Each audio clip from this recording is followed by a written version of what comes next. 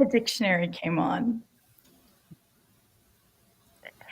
Hello, everyone. Thank you so much for joining us here at the Julie Chan Show. This is a lifelong dream of mine to bring people together to talk about their passion and how it creates their purpose in life. And look at all these lovely ladies who said yes to my debut show. I am so excited to be here with Leah and Alyssa and Sharon and Martha and Katie and her daughter Kelly and Laurie Gelman. Thank you all. I love you all so much, and I am so excited to be interviewing each of you today. You're all really special in my life. I will start by taking you all out, and we'll start with Alyssa this morning, and we'll see how it goes.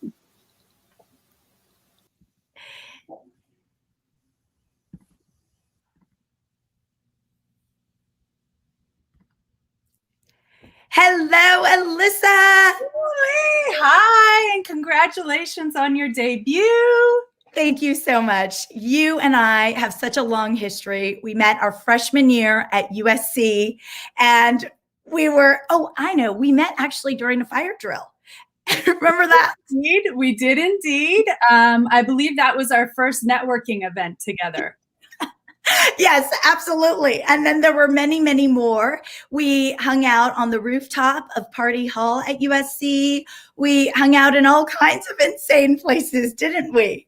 We did. I mean, oftentimes, I think when we were having our life planning sessions at 4 a.m., however, I think we might have gotten a couple hallway warnings, if I'm not mistaken. Well, no, what would happen is I would run back into my dorm room and I would leave you out there to deal with the RA.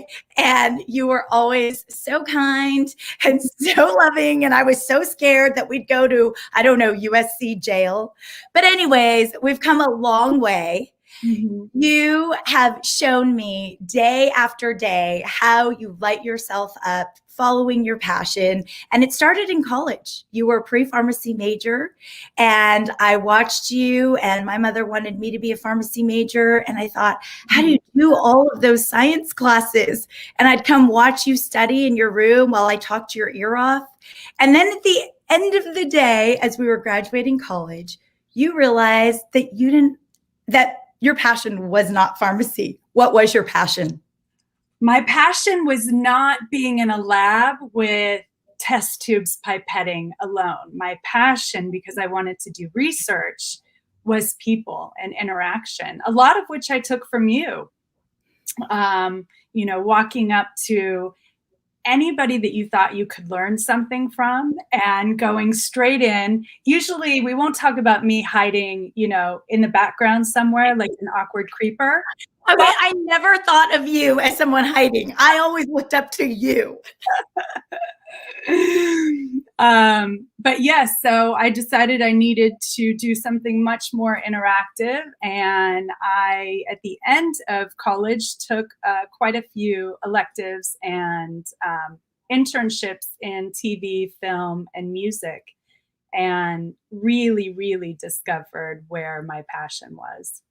It also definitely helped that a lot of our friends in the dorms were from other states, not from Southern California or California at all. And they were very much into the Hollywood scene. And we'd go to Beverly Hills to, stalk celebrities whenever we could, right? That was lots of fun. So, of course, you caught the bug. We did now get on a few red carpets that I still don't know how that happened. But I guess the passion, where there's a passion, the purpose shines. That's right.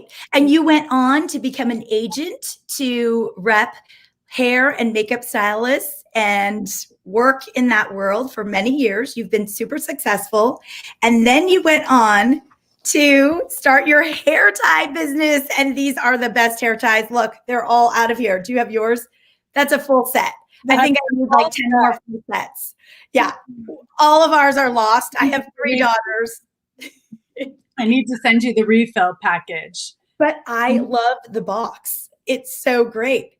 This packaging was key for us. It really, really was. I mean, the hair tie is amazing. And, this started as a quarantine project with myself and one of my hairstylists, Josh Liu, sitting around a table, talking about this amazing hair tie. And sure enough, I felt it, I used it, and I was sold. So it truly is the best hair tie. And I took it for granted the other day and used a different hair tie. It was actually a scrunchie, a big scrunchie. And I put it in my hair. And then when I had to go to take it out, huge crease in my hair. And I was like, this is not good. Where are my utilis? This is like something that I don't have a background in retail. And so Josh, myself, and our third co-founder, Ted, really have had quite the journey. And I'll have to tell you, passion definitely has had to be there from, concept to launch to just closing out our first quarter. Yeah, incredible. Well, these are the best and everybody needs them. And the packs come in various colors, right? So you got black, brown, tan. Do you also have all black? We have all black, we have dark brown, we have light brown, and we have blonde are our 4 colors. And then we have, a variety pack. So we sell each of the colors plus the variety pack. These are the very best. Wishing you all the best of luck. Fight on, my friend. You are the best. Congratulations again. Thank you. Thank you so much. I love that you're following your passion. Keep at it. Right. Always. Thank you. Laurie. Right.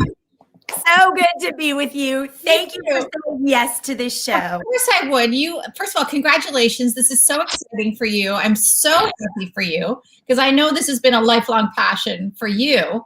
So I'm just thrilled that I'm here and that I know the girl that started this whole thing.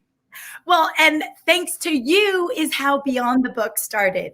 It was all thanks to you lighting up yourself by writing Class Mom. And really, this is therapy for every mother's soul. All 3 of these books. No, nobody more than me, though. It was, they were my revenge books that I had. That was licking my wounds from being fired as Class Mom. And it was the best thing I ever did because 3 books came out of it. That's right. So it started with you being passionate about writing. You were a journalist before this book thing ever started for you. And then you were a mom, and you have been such a loving, passionate mom through all of your posts. You inspire me. You can just tell that your teenage girls love you so much, which is really hard with teenagers. You know what? We kept waiting for the bad years to start, and they just never did. Maybe the 20s are going to be bad. I don't know. But we got through the teens, knock on wood, without either of our daughters hating us, which is fantastic. Yeah, that is fantastic. It was the best thing I ever did. And then, to start writing was, I'd always been a journalist, but I'd never been a fiction writer. So to be able to start writing this book where you could it could take it anywhere. You didn't have to stick with the facts like I always had to do when I was a journalist. You could just take it wherever you wanted it to go. And it's been so liberating and fun. Was it hard to find that passion? Was it, did it take time to figure out what genre you'd write in? And was it hard at first to write every day? Yes. And all that. Yes. Because nobody was sitting around, waiting for Laurie Gelman to write a book and saying, oh, I hope she does. So when I decided to write a book, I really did it on spec. And it was, I would try to fit it into my day. And after about 2 years of writing the first book, I realized that this book isn't going to get done unless I treat this like a job. So that the main thing that I learned was you have to sit down every day like it's your job and write the stupid book. Otherwise, it's never going to get finished. And so once I realized that, the first book took 3 years, the second book took a year, and the third book took like 7 months. So I'm yeah, you had to get fast. Yeah, but you had a contract and you had deadlines, and that made it more and more exciting, right? Yeah, with the deadlines, it's funny because the first book, it's like at my leisure completely. Who cares? The second one, I had a deadline and I'd already cashed the check, so I really had to not only cash the check, you probably already spent it in a little more, right? That's what I Yes, I did. And I was like, oh, you need me to write this book now. I have to at this time and, on this deadline. Okay. So that was a good motivator. And the third one, sort of the same thing. But the third one I had to write during COVID, which was really interesting. Well, did that make it easier because there was nowhere to go? Although I know you love to write at Starbucks. Yes, I had to write in my backyard, which was fine. But it really did make it easier to have a pattern of sit down every day for 3 hours because there really was nothing else to do.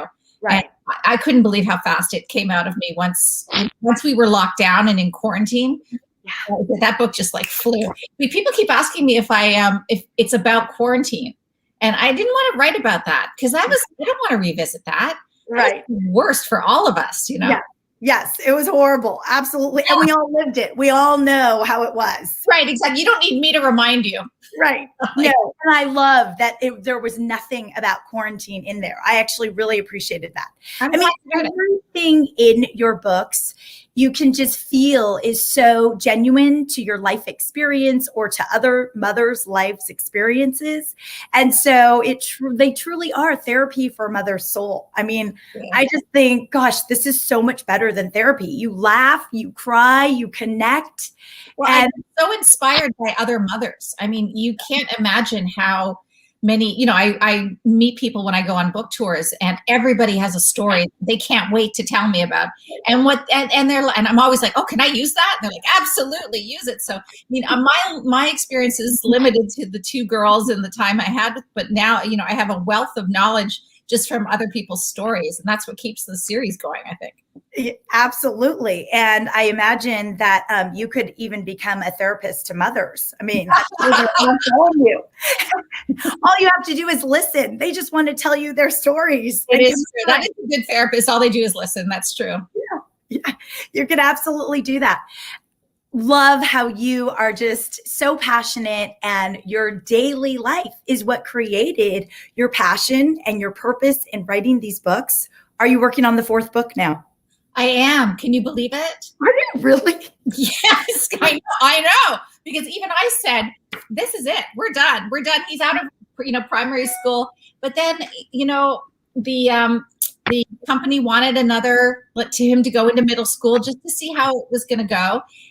Having a blast writing. Max in 7th grade, and he's joined the wrestling team, so she's become a mat mom, and it's just like ripe for fun and comedy and disaster all at once. We're just going to be with Jen Dixon for the rest of her life, aren't we? we're gonna watch Max get married one day. Right. We got to get to college first. Yeah, exactly. So good to be with you, Laurie. And you have a daughter at USC who's a sophomore. I do. Fight on, baby girl. She's working from New York, I take it? No, she's out in Los Angeles. You don't have to actually go to the school to be having a college experience. She's in a room, in a hotel, or not a hotel, an apartment with 3 other girls and right near campus and having the time of her life. That is amazing. So good to be with you. I love you. And thank you so much for your incredible books. Thank you for everything. And I will hopefully see you soon in person. Yes, absolutely. Leah. Hi. Hello. So good to be with you. You are so sparkly and beautiful. And I know that you are so passionate about Leah wines. Tell us how it came to be. Were you just drinking wine a ton and you're like, I should get my own wine label?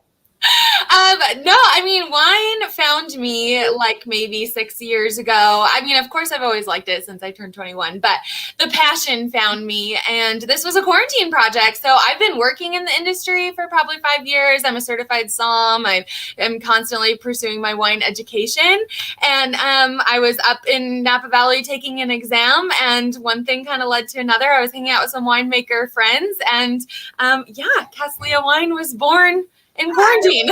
And hold those up a little bit more. I want to see. I mean, so beautiful. So beautiful. I love it. And your name is perfect. I mean, that's your real name. But that's my name. I know. Yeah. I always say, like, you can just Google my name and you'll find me. I'm the only Leah. Yeah. And isn't that wonderful? There are like 2 million Julies. So I have no idea and not to mention at least 1 million Julie Chan. So I don't know what it's like to be you. That's incredible. Thank you. Okay. So Leah Wine is just doing leaps and bounds, amazing things. You were just featured on Oprah. You just this week, you connected with a restaurant, and your wine is now being sold in that one restaurant, but I'm sure 20,000 more to come. Tell us how you keep going every day and just keep networking and making more happen for yourself.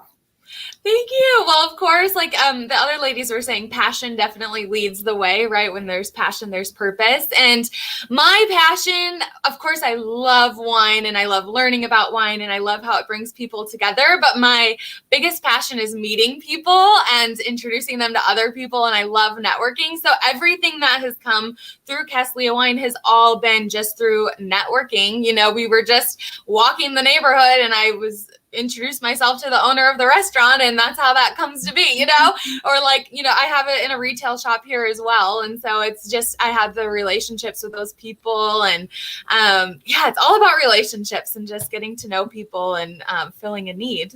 Yes. And your passion is people and your bright, beautiful smile. And so you really could sell anything to anybody. I mean, you could probably sell worms if that's what you wanted to do, right? That's what my mom says. That's amazing. That is really great. But you know, it's also like passion. With passion comes a lot of hard work, right? Yeah. And, you know, behind all of the getting to know everybody and talking to lots of people and going to wine tastings and having dinner, how do you then calm yourself down and get to work and, you know, get some of the stuff done that's not always so much fun for people like you and I? Yes, there's a lot of non-glamorous side to wine that people don't realize. Like a case of wine is very, very heavy and I carry them often, you know, like, yeah. And just the other day I had a red wine spill all over my carpet. Like there's a lot of non-glamorous things that go on and, you know, sitting here responding to emails, and it definitely takes a lot of hard work to make the dream happen for sure. Yeah. And setting lots of goals, I imagine. Yes, lots of goals, as you know. Yes. Leah and I met in an incredible leadership training, and so lucky to be on that journey with you and to be side by side with you and just see how you light the way for so many others. You're such an example to me. Thank you. Oh, well, right back at you. You're an example to me. You shine so brightly, and I'm just so drawn to you because you're so inspiring and such a bright light. So I'm really, really honored that you have me on here today. And thank you. Love you, Julie. Thank you. I love you too, Leah. You are so beautiful, and I love your sparkly sequins. Thank you. I'll see you back here in just a minute. Next, we have Katie Poole and her daughter, Kelly. Hi, Katie. How are you? Can you hear me? Hi, Julie. Yes. Pasadena Literary Alliance. But before that, I mean, you've been a powerhouse in business, working for Disney. You've had a great career. You raised 3 kids who are incredible, hardworking, amazing. I would know because your daughter, Kelly, is my right hand. And she's right here. She's right here. Hello. You are the ultimate mother. Katie, teach me. She is. Oh, there it is. I paid her for that. Hardworking, good-natured, loving daughter. Oh. But let's talk about you for a minute. The Pasadena Literary Alliance. Why was that such an important project for you to venture into after your successful career? Well, Julie, first of all, thank you for pulling these great women together. I'm so pleased to be part of this moment for you. Really fascinating to have a passion focus. I started the actual nonprofit, the 501c3, that is the Pasadena Literary Alliance, because we wanted to raise funds for the region relating to literary. We wanted to be able to raise literary dollars. But the real focus was amplifying diverse voices and to amplify diverse voices in the Southern California area. I didn't want to get all of our voices from the East Coast. I really felt like the people were here. And while I had been at Disney for the previous 15 years, I felt like I had been in the Disney mindset. And as they call it, you know, I felt like I was growing ears, or like I had been at Disney for too long. And so the idea of being, you know, out in the real world to find the voices that I had not been hearing. That's what I wanted, was to amplify the author. So if you go to the website, you can see the 100 and some authors that we've interviewed and brought to both the festival and to the other programs. So I encourage, I know that your first audience has been readers. Right. So important to me to speak to that group too, right? Absolutely. Yeah. And you were doing it well before me, bringing hundreds of people together in front of authors right here in Pasadena, filling the convention center and the Pasadena Hilton and all of these really big rooms with people who are so passionate about reading. And what an opportunity for them to get to meet these authors and hear about their journeys. Right. And then you showed up at one of my events, and I was so honored to have you here. Julie, I was trying to remember how I met you, and our organization is about 50 volunteers. We have no paid staff. So it is the passion of volunteers that makes that work. And one of those volunteers knew that you were going to interview somebody and set up a recording station in your kitchen. And I said to myself, I think I better go see this. And also, Martha Tolles and I thought, so hopefully we can say hi to Martha here in a minute, and to bring us together and to see that was really fun and motivating too, for me, right? Yes. It was so much fun. I will actually bring Martha up right here with us. Okay. Hi, Martha. How are you? Oh, what an exciting morning this is. So much fun. Great program. Thank you for joining us. Katie, you brought Martha to one of my events, but Martha actually had come to speak at my home. Yes. Being an author, being a published author for many years, but writing her first adult novel and publishing it at 97 years young. Martha, you are a true inspiration to millions of people, to everyone in the world. I mean, you really remind us that no matter what your age is, you can do anything if you believe you can do it. It's very true. You can. Yes. I mean, I called you yesterday and you told me that you were busy in a writing group, and that just warmed my heart so much to know that you are so busy and you continue in your writing group, and you're probably writing another book. I know you write lots of essays for magazines, right? We meet on Amazon every week. Still hard at it. None are quite as old as I am, but they're not that young either. So anyhow. Truly incredible. And I so appreciate both of you for really being in that literary space, and for being writers and readers and coming to my in-home events, knowing what that journey was like, meeting both of you there. And then, all that you've done during quarantine to keep yourselves going. And I know, Katie, you have kept your platform going and doing events and bringing authors to your readers.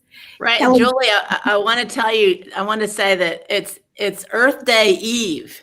And tomorrow, the Literary Alliance is releasing an interview that we're so proud of, which is about climate fiction.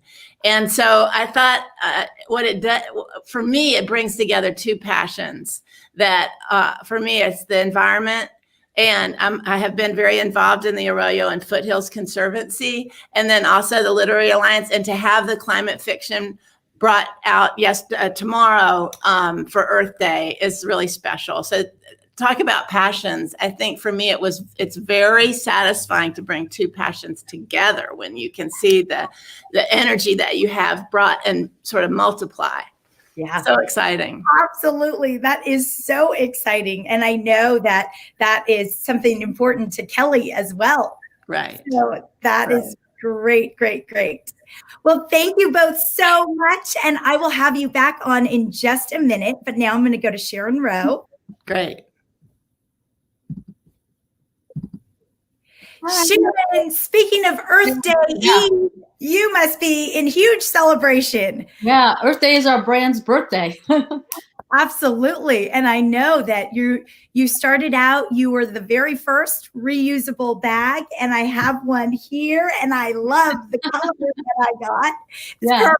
perfectly pink. Mhm. And I have to just point out that Laurie Gelman's book, Yoga Pant Nation, has your bag right there. So cool. Yeah. And that was just ironic that you're both on today. So that's really amazing. Yeah. And that's the bag we started our business with. Yeah. Tell me how this started for you. Did you always imagine you'd make a reusable bag? Never. I started out as an actress in New York City, and my passion sort of came together when I had a kid. I needed my time to be my own, and I was really interested in the environment. I just believed that clean air and clean water should belong to everyone. And I saw lots and lots of plastic bags on the street, and I just come from Europe, and I said, we can have reusable bags like they do in Europe. So I introduced them here, and it took 20 years to take off, but it's kind of embedded now, right? Wait, this is amazing. It took 20 years to take off. How did you stay with it for 20 years? Clearly you believed in it, but tell us. I believed in it, and I was raising a family, and I had to make a living. So there was a trifecta there, right? And I just, I believe that business can be a force for good, and it's a platform for ideas. And as a person, you can reach just your immediate circle. As a business, you have the opportunity to reach thousands of people with your ideas, and ideas spread. And my idea wasn't just my idea. I mean, I was maybe the first brand out there, but I was pushing an idea just passionately, persistently, with a modicum of patience. And I just kept going at it, and it would pick up, and it would pick up, and it would pick up. And, I don't know, about maybe 15 years ago, there was a plastic bag law in England that passed. We were there for that. There was one in Ireland that passed. We were there for that. Then, of course, California. And now everybody's talking about single-use plastics and what a problem they are. So we just were like, yay. Your bag just went more and more to the forefront. Yeah. Talk about that first Earth Day and the call from Oprah.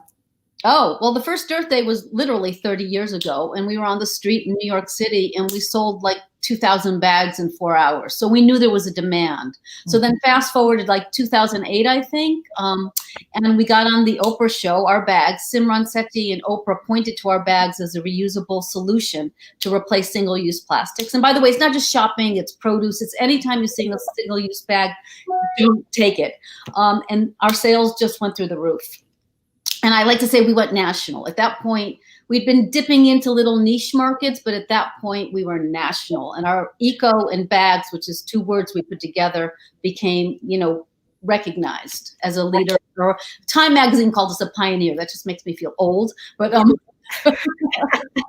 now you have a book.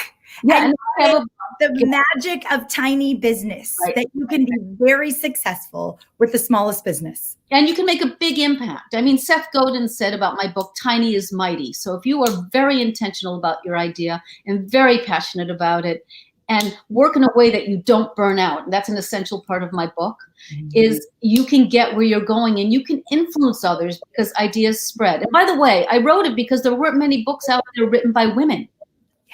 Women in business. I was like, come on, because we have a unique perspective, especially when we're raising families. Exactly. And juggling so much. And always having self-doubt and a little guilt and sprinkles of all kinds of good things, right? Yeah. And being responsible, a financially responsible partner in a relationship into a family. So there's a lot of pieces that go into this. Incredible. Sharon, thank you. Your passion is lighting up the world and doing good for everyone. And we are so grateful to you. I will have you back in just a minute. Right. Thank you, Julie. Hello, Martha. Well, this is such an exciting program, Julie. It's so much fun to have you here. You're such a hometown legend here in our area, and you are incredible. 97 years young, you published your first adult novel. But while you were raising 6 kids back in the day, you wrote and sold over 2 million books for middle schoolers. Talk about your journey and how writing became a passion for you. Well, this business is talking about your passion made me realize that my passion has been always to spread the joy of reading. And, I couldn't help having that because my mother opened one of the first reading clinics.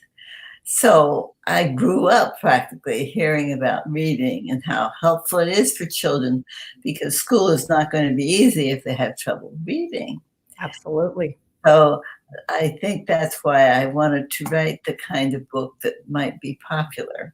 Right. And that would engage kids and they would enjoy reading. Well, I especially love if you could share the quick story about you would write and then you would get your 6 kids and all of their friends in a room to listen to some of your writing. And that was sort of your group to tell you whether this was good and interesting or not, right? Well, it was a perfect setup because not only did I have 6 children, but they had friends in the neighborhood. So this was during the summer. I don't know why I chose the summer, but I hired the oldest boy, my 14 or so, to babysit the others for an hour a day so I could write. Then I called this group in the afternoon to listen to what I'd written. And, children are very forthright. And if they liked it, they would say so. And they would say things like, "Oh, Mom, that's good. Go upstairs and write some more." But one day I was partway through a chapter and one of the little boys in the neighborhood just stood up and walked out. So I figured, all right, that chapter has to go. Talk it out, get on to the real story. So well, that was definitely helpful that you had all those kids and that they could be so honest. Oh, yeah, it's very, very fun to have them as critics. Right. So then after I sold my first one, I was very happy about that, sitting at the dinner table with my children one night. And my 11-year-old daughter said to me, "But Mom, you're not really an author. You're just a mother who wrote a book." Yes, and she saw you as her mother. But you did motherhood with passion. You do everything with passion. And what one of your granddaughters said to me was that you stay young because you always see the good in life and you focus on the joy and the happiness. And that is really incredible. Well, I've been criticized for having too many happy endings. Never enough happy endings. That's what keeps your soul young, I think. And we all can learn from that. So good to be with you, Martha. I love that you've been here. I'm going to have everyone else join us back. We are getting ready to close out our show. And I am just so grateful that you all joined today. So much fun to be with you. Thank you, thank you, thank you. Thank you, Julie. It's fantastic. Thank you. Love you all. Keep lighting up your passion and showing us all how it works. Thanks, Julie. Thank you, Julie. Thank you. Have a good day. Thank you everyone so much for watching today. It was great to be with you all. This debut show was so much fun for me and hopefully for all the guests here. These are all such special people to me personally, and they are just passionate about their purpose and doing what lights themselves and hopefully a whole bunch of other people up.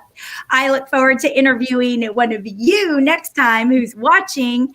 And by the way, I just have to tell you about my next week's show on April 28th. It is the eve of Prince William and Kate Middleton's 10th anniversary. And as you all know, I really have an affinity for them. And so we are going to have lots of special guests to celebrate Prince William and Kate. Bye, everyone. Thank you. Bye.